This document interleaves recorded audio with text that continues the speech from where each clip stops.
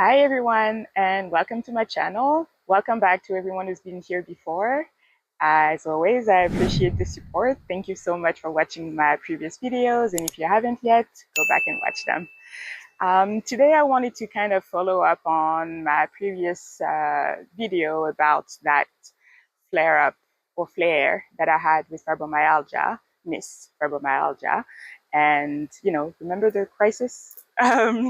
So, because I was telling you when that happened, there was nothing I could do. There's nothing I could take. And that wasn't exactly true. And I mentioned it in the video because I said that I used to take a lot of medication. And after a while, after a few years, I was able to stop. And for fibromyalgia right now, I'm only taking medication called naltrexone, and I take it at low dosage, as I mentioned before. And I'm also getting nerve blocks, which are shots all over my back. Very painful, yes, but they're very helpful as well. So, but before that, for many years, not really many. Does four or five count as many? I don't know. You tell me. Anyway, for a few years, I was taking a lot of medication. I was actually taking, at some point, I was taking 25 pills a day, not just for fibromyalgia, but also for my back pain, for my sarcoidosis, which I will talk about, in a future video, for endometriosis. I'm still taking medication for that, and I will talk about that more as well. But overall, yeah, I was taking a lot of medication. And some of the meds that I was taking were because I was getting a lot of side effects from some of the medications. So I had to take other medication to counteract the side effects of another medication, if you follow, right? So that was a lot. Also, I was taking medication to help me sleep because I don't sleep. I already told you. So there you go. I was taking a lot of pills, and this was very new to me because for my entire childhood, my teens, up until 22, I barely took any medication. Like, really, like, very rarely. If I was sick, you can hear the outside now. We're not at home. There's a lot of noise, but there's a lot of traffic also. There's a lot of people passing by. Anyway, so until I was 22, I barely took any medication. And really, because I did not need anything, like if I was sick, very, very, very sick, and I had to take antibiotics or something like that, I would take that, just what I needed, and then stop as soon as I was better. When I had injuries, it was just like topical cream. Never took any pain medication, nothing like that, like orally, I mean. So I really kept it to a minimum.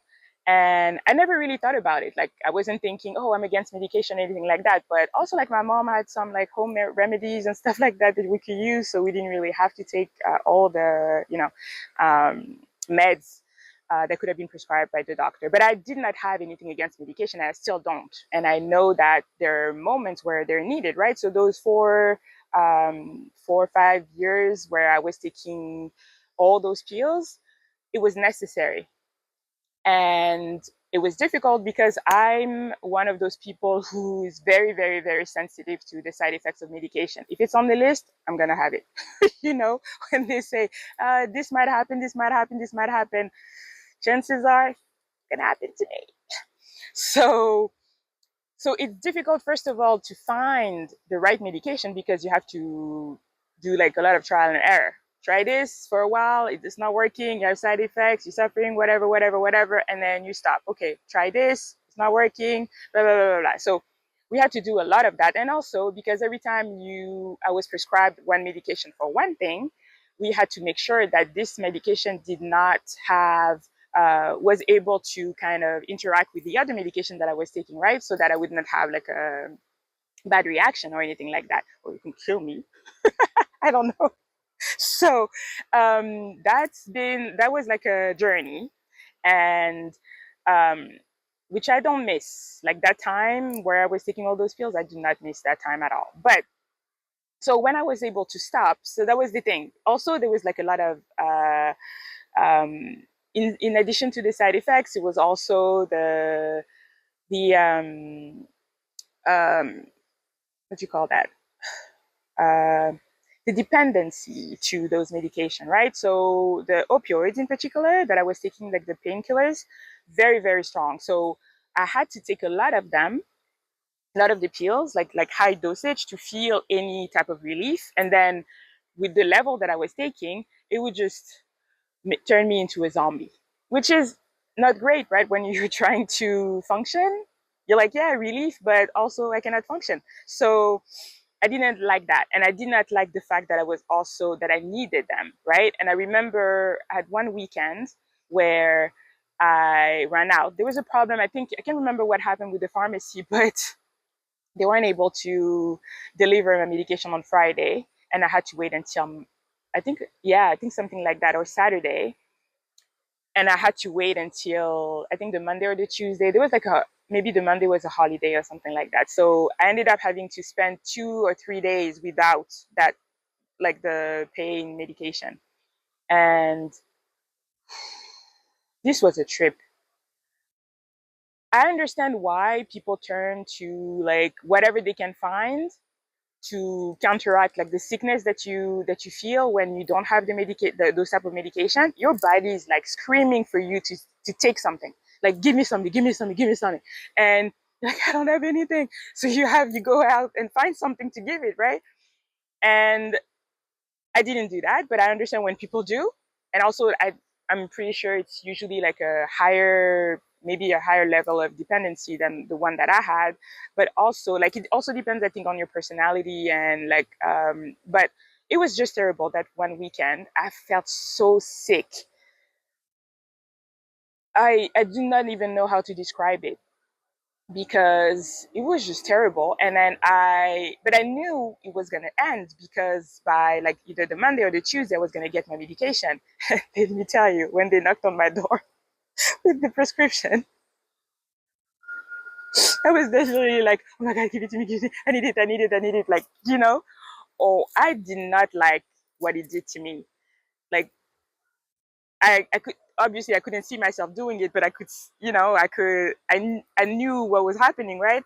And I did not like the feeling after I took it, after I took the medication and I felt better. I was like, what was that? Girl, come on. No, no, no, no. I'm not going to spend the rest of my life needing those things. And so the contract that I made with myself, and I even said that to my doctors, as soon as we're able to stop any of those medications, we need to stop. And so that was the plan. And we managed to do that, but we had to wait for each medication to do its thing and to get to a level where I was able to manage without the medication. And the threshold for me was if I feel pretty much the same with or without, or if the medication, I have to take so much of it to feel anything, and then it turns me into a zombie and I cannot function, I'd rather not do, I'd rather do without. And also because the flare ups, the times where I actually really, really, really would need something became less frequent. So I was like, I think I can manage, right? So that's what happened. So I think I stopped for the most part in 2016, 17. And then, so I'm still on a few of them. So I'm on one for endometriosis. It's one pill a day. I'm taking the naltrexone that I told you about, and I'm getting the shots. Um, and so, but that was it. Like, until I had this last flare. And I had a conversation with my family doctor, not Dr. Henry. This one is Dr. E. And he said to me, so we were on the phone, and he said, so I told him what happened, and he said, you know, I really admire you and the way that you manage those things, and I know that you've worked so hard to be able to stop most of the medication that you were taking for such a long time. That I really admire that about you. But you don't need to put yourself through those things. I think you could benefit from having at least the option of having something to take in case it gets really, really, really bad, like it happened that time. And then you can decide if you want to take it. I would feel better. He said that to me. He would feel better also knowing that I have something that I can take in case things, you know, get really bad, like they did last time. And I was like, no, I was thinking that, oh no, no, I don't know. And then I started like, expressing why. The reasons were, what I just told you. Like, I don't like taking medication in general, but also like the side effects that I have to contend with, and then also what it does to me. Like I have to take so much of it, then I cannot function. I'm like a zombie, and also the risk of dependency, especially because he was talking about like opiates and then he said, well, I'm not talking to you about taking them. He said he heard it. So I appreciate that, which goes back to my very first video when I was talking about, collaboration and listening and talking and like having a real dialogue with your doctor. This is very important. So he listened, he understood, and he said, I'm not telling you to start taking those medication on a regular basis, like daily, but have that just in case. And if it gets really, really bad, just take it once in a while is not gonna make you dependent. So I was like, okay, I think I can work with it, but still I was resistant. And I still said yes. And then he said also, I think we should do something about your sleep as well. Why don't you try like that sleep medication that you were taking for a while again, and we'll see, if it works. And especially because I'm going to start a new job and I'm going to need to sleep, right? So if I need it, I'm going to have that option. So I said yes. But after the call, I thought about why I was so resistant, to even the idea of having that medication at home. And because then when you start taking it, then I have to say every time somebody's going to ask me, what medication are you on? I'm going to have to say, well, I'm on this, I'm on this, I'm on that. And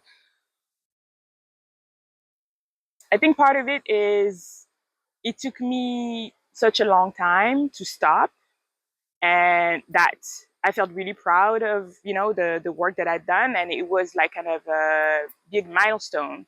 But also it took a long time, so it was like, you know, it's tough to kind of wrap your mind around those type of things. Like after the fact, you look at it and you're like, wow, that was a few years, and you've been through a lot, and you don't want to go back. So that's the idea of going back. Like taking more medication means the you thought you were better and actually you're not, and that's not true. Actually, that's not true. It's just because it's like this, and sometimes you just need something else, something to help. So there was that, and also I think part of it was also ego. Like every human being, I have an ego. We all have one, but it just shows up and different in different ways. And in some people, they're like ego driven. They do everything based on their ego. Um, and but we all have one, and sometimes it just shows up because, to me, ego is a mix of fear and pride, and it can be arrogance also, but I think it's mostly fear and pride. And in my case, that's definitely the case. So I don't think, and maybe I'm wrong about that, I don't think that I see myself as better than people who take more medication. I really do not think that. But maybe part of me does, right? I'm a human being. But it's just really I think my ego, yeah, it was just like, you don't need that. You can do without. Like you're just still strong. And I know I am. I don't need to prove anything to anybody. But maybe part of me feels like I still need to prove it to myself or to others that I can do without the medication. Um, and so I really thought about that, because I was like, it's a bit silly, to have those thoughts, but also I wanted to honor those thoughts, right? Because they're real and they mean something. So I just wanted to make sure that I kind of understood why, so that I can work on that. And so I have the prescription now. I don't know if I'm going to use them, but they're there. I have the option, and I actually don't feel too bad about having that option, knowing that I have them at home, right? So it's kind of okay. I think when it's gonna come time for me to use them, I might start being like, I don't know. I don't know. Can I do that? Should I? And but it's going to continue to evolve. I'm gonna continue to have to work on those things and figure out whether I'm going to use them. And also, I'm hoping that I don't have to use them because I don't have those bad flares like the one I just had, or that maybe starting work is going to be enough for me to feel tired enough that I don't need any medication to help me sleep. But I really wanted to talk about that thing about medication because um, oftentimes when I talk to people and they say it like in a protective manner, like they want what's best for me, and they will say, um, don't take. I hope you don't take anything, and I hope you stop the shot soon, right? Not thinking that, well, I already know that, right? But I also know where it comes from. It comes from a good place. But also, I'll make another video about like people who give you unsolicited advice all the time. There's a name for that. I'm not going to tell you that now, but I'll make a video about that. But I hear that a lot of times people are having conversations about you and the relationship that you should have with medication, without really understanding what situations you're in, and feeling like sometimes they look down on people who take a lot of medication. They're like, well, they're not doing anything besides taking the medication. And then, you know, what's the point? And you don't know that person's story. Maybe they're taking that medication because um, they're at there's that stage where they have to. They really have to. Otherwise, they cannot function at all. There are people like that. So I'm really asking people not to judge from the outside when you don't know, and also don't tell people what to do with their own health. Like, it's very complicated. It's like, and it can make you feel even worse about yourself when you're already dealing with something like that. So please don't do that to people as much as possible. Doctors are a different story, right? We can have that conversation with your doctor. But when you talk to strangers or even your friends, be mindful. Unless they really ask you, I feel like, most of the time, just avoid it. So, and to be honest, as resistant as I am to the idea of taking medication, if somebody came to tomorrow and say, hey, have that pill, it's going to make you feel pain free, completely pain free. I mean, even for 2 hours, I would take it in a heartbeat. I would take it. And I would keep taking it because I don't remember what it feels like to be pain free. I haven't felt that in so many years. I do not remember what it feels like. And I hope one day I can get back to that, hopefully without medication. But, you know, if it with medication, maybe that'll turn me into someone who's be like, yeah, okay. But I'm going to continue to be someone who takes medication, but also do other things like, being outside, working out, walking, taking care of myself, having a better diet, trying to sleep better, really taking care of the things that I can take care of myself, and using the medication as an aid, not the end all be all, but as an aid. So that's really what I wanted to talk about today, because it's been an interesting conversation to have with my doctors, plural, both Dr. Henry and Dr. E, and the self-reflection that I had to do to kind of be okay with just even.